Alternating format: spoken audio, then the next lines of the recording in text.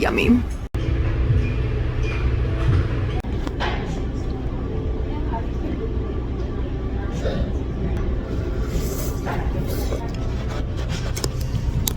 This is some shoyu beef ramen. Hello friends, this is Chrissy Lewis from Dostoevsky in Space.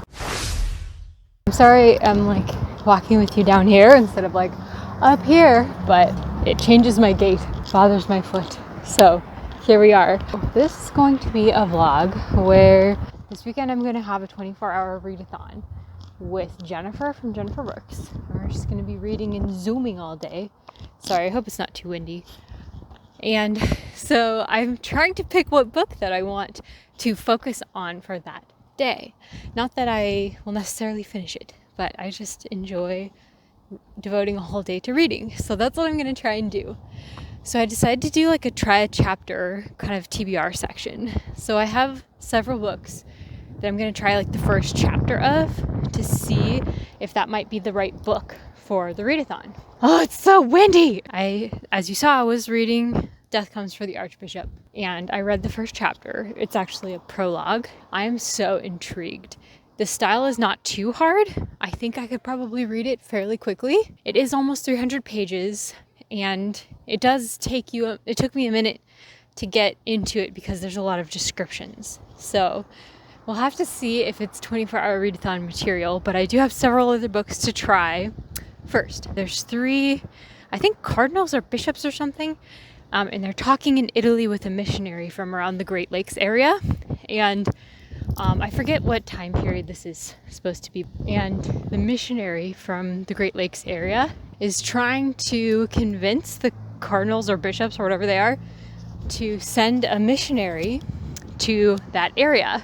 I'm very curious and I want to keep reading, but we'll see. There's also a lot of they keep talking about like the French are so orderly, the missionaries, whereas this other kind of missionary, you know, they're really good. The Spanish, I think it was the Spanish missionaries were really good as martyrs, but they're not very orderly like the French. They don't try to find the reason behind everything, and we really need a missionary who's very orderly, you know, stuff like this, which I find very interesting, but also like, isn't that like where negative stereotypes come from? People saying those kinds of things? So I don't know.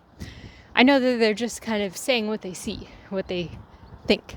But anyways, very interested to continue. We'll see if that's the one I want to choose. He said his strategy,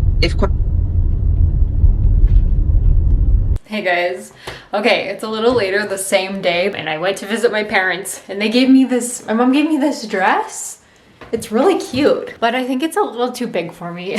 But I'm sure I'll gain weight again at some point. I've just lost a bunch of weight because of my health stuff, but normally I'm about like 10 pounds heavier than I am right now, so maybe it would fit then. But maybe I'll just give it back to her. We'll see. Anyways, I finished the introduction to another book for the TBR portion of this vlog. This Is Not a Test by Courtney Summers, which I've been wanting to read more of Courtney Summers for a long time. She writes contemporary YA, but sometimes there's a twist to what mix of genres she's gonna do, but she usually writes for the young adult age range. So I have read her book Sadie, which is like a mystery about a teenage girl who goes missing because she's looking for, I believe it's her younger sister, who has also gone missing. It's the narrators that make it really interesting partially, because there's a true crime podcaster who's following her story and trying to find her, and he's like greatly affected by her story as he's trying to find Sadie and her sister. I really enjoyed it so much on audio. I really thought the audiobook was amazing. So This Is Not a Test is a zombie book. This book is my concession to like, if I just cannot focus on classic, I would love to read a short classic, but I might just need a fast-paced book. And I was kind of excited about the idea of reading a fast-paced fun book because I don't usually just do that anymore. I made a list of a bunch of books that had been on my list for like a really, really long time. Sorry about the terrible lighting in here. Ugh. Wow, that's terrible.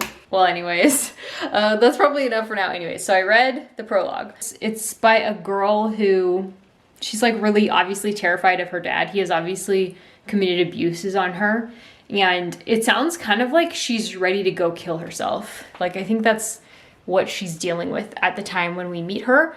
And then suddenly a zombie plague overtakes her neighborhood. We're very deep in her first person narrative, and that it's just like one scene from her house. And that's the prologue. And then chapter 1 starts a week later. And I think the whole idea is that she's trapped in a school with a bunch of other people, and they're like barricaded in there to try and escape the zombies. I've become more interested in like zombie stories lately because of watching Train to Busan and some other Korean shows with lots of zombies, and like reading stuff about it and stuff, because it's such a strong metaphor and I'm just curious about it. I think Korean media is just so good at metaphor. So I'm interested, and I'm interested in reading more about zombies right now. But that is all for now. I will update you as soon as I read another first chapter. Probably not tonight, because I really need to relax. It's actually kind of late for me to be even filming. I don't normally film this late, which is why my lighting is normally better than this. But anyways, I'll talk to you guys soon. Hello there. It is now June 18th, so my readathon is tomorrow. So I finished 2 more book intros last night, trying to decide which one I'm going to read for the readathon. And I just finished a live stream on the Count of Monte Cristo, so that's why I'm in here and just on my phone and not particularly made up. No time today, and I have reading sprints in literary discourse in a little while. So let's jump into it. Okay, so The Pursuit of Love by Nancy Mitford. That was the next one that I tried, and I tried this one because Alana Estelle reviewed it recently on her channel, and I love her book reviews so much. She always convinces me to read everything that she's been reading. So I really want to try this one. It's about an English family. It's like kind of a semi-autobiographical novel of Nancy Mitford's family. And it actually started a whole Mitford craze because it was so popular. So all of the siblings ended up writing their own books or doing movies or whatever. So I'm really curious what the craze is about. It sounds very funny. I'm going to have to learn more about it. So I've only read the introduction and then part of chapter 1, because since I also read it's like the foreword or something that I read. I think I skipped the introduction because it was really long, but I'm intrigued by this one. So there's that one. That one's a maybe. The other maybe is Death of the Archbishop.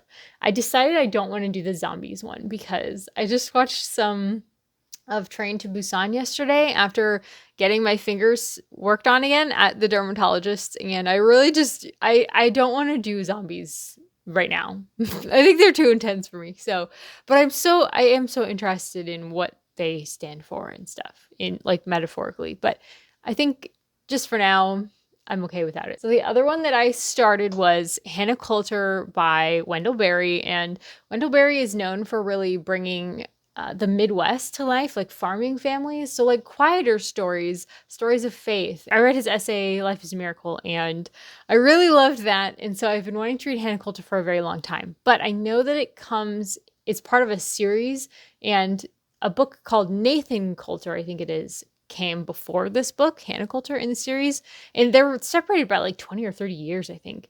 So you don't necessarily, I think, have to read them in order, but the first chapter of Hannah Coulter mentions Nathan so much and all the secrets in his past that I just feel like I really need to read Nathan Coulter first. So I'm going to wait on that one. I'm also thinking I might want to wait on the Death of the Archbishop, though, because Tiffany might want to read that next month with me. So at the moment, I'm leaning towards The Pursuit of Love, but I have one more book to try first. And this one was actually recommended to me by one of the patrons on my channel. Thank you so much to Tony Cross. You always have such amazing book recommendations. So he recommended Silver Stallion by Junghyo for a South Korean fictional take on the Korean War, which sounds really, really fascinating to me. And I haven't really gotten too far into the intro yet, so I haven't quite finished the try-chapter portion of it, but it just has a little section about how Koreans didn't know what was going on in this war. It was kind of like they didn't even think it would affect them necessarily, and they didn't have strong opinions on it. And it reminds me of myself in regards to so many politics. I don't really know what's going on most of the time. There's so many perspectives out there, and it takes a lot of work to kind of decipher what's really happening and where I fall in the spectrum of perspectives. And I think that this would be a really interesting one, but because it's such a new author and it's a topic that I don't know that much about yet, I am still kind of leaning towards The Pursuit of Love. So I will finish the Silver Stallion and then decide, and I will talk to you tomorrow. I just nailed down the time with Jennifer. We're going to do some sprints in the morning around 10 a.m. my time, and then I will just be reading throughout the day, whichever book that I choose. I can't wait. Okay, I'll talk to you guys tomorrow. Bye. Hey guys, I read some of the Silver Stallion last night, and even though I gave myself like an hour to read chapter 1, I was not able to finish it. And that is because I think it's the type of book that I'm going to need to do a lot of research on the side, lots of tangents it's going to send me on and stuff like that. So I think it's not the right book for a 24-hour readathon. It starts with talking about how right before the Korean War really affected this particular town where the story is set, nobody really knew what was going on or really cared, because even when the Japanese had imperialized Korea, they never actually saw the Japanese there. I think it's mainly an anti-imperial novel, but I'm just surprised by that, because to me it never seemed like any Koreans that I was hearing talk about the war really felt like the Americans were trying to imperialize Korea. When they came, they were trying to help Korea from the imperialist North Korean forces, it seemed like to me. Maybe I'm misusing the word imperialist, but it seems like the North were really invading, and it seemed like the US and the UK were trying to prevent the North from invading the South further and really taking over. So it seems like this book might be talking about American forces as imperialist forces. So I think it's gonna be like a book of reckoning, I think, and it's gonna take some research for me to really understand what's being said. You know, there's the Buddha Jjigae and stuff like that a lot of people are nostalgic about, the kind of materials that were left over from the American soldiers and stuff like that. Not the kind of book that I think is right for a 24-hour readathon. And so I had pretty much decided that I was going to do the Nancy Mitford book, but this one is just really calling my name.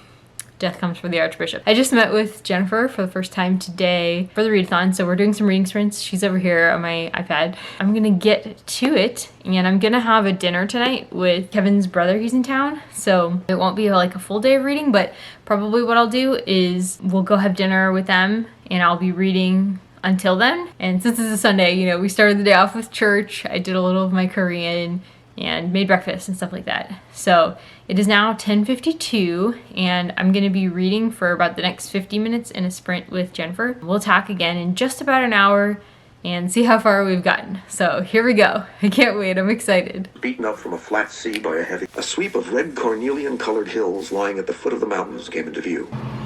It's in perfect shape for Cather.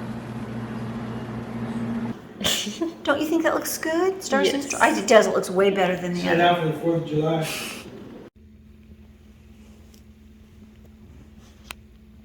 Hey guys, I'm coming to you for the end of this vlog. Just to let you know, I didn't actually finish Death Comes for the Archbishop yet. What day is today? It's quite a bit later. It's over a week later. I've been trying to get this vlog up and editing it and stuff, but I'm having trouble. So I think I'm finally getting it up today, but I still haven't finished this. Parts of it, it's kind of episodic. It's following a priest throughout New Mexico in the 19th century, and one of my favorite things is the descriptions of the natives. Like, it's very much historical fiction like, and I think it's brilliant. I think it's beautiful. I think the descriptions are beautiful, and certain episodes of the plot are more interesting than others, and I just happen to be in a period of the plot that's less interesting.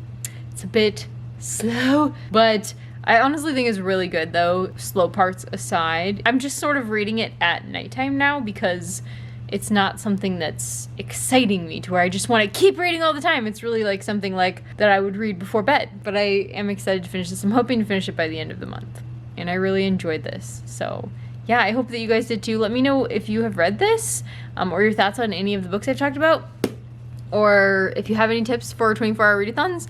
I don't think I've ever really finished a book in 24 hours, except for maybe once or twice. I have a vlog where I finished Miss Pettigrew Lives for a Day in one day, and that was unusual for me, but it was really fun to get it done in one day. I've had books in like 2 or 3 days that I finished, but it's pretty rare for me to finish a book in one day.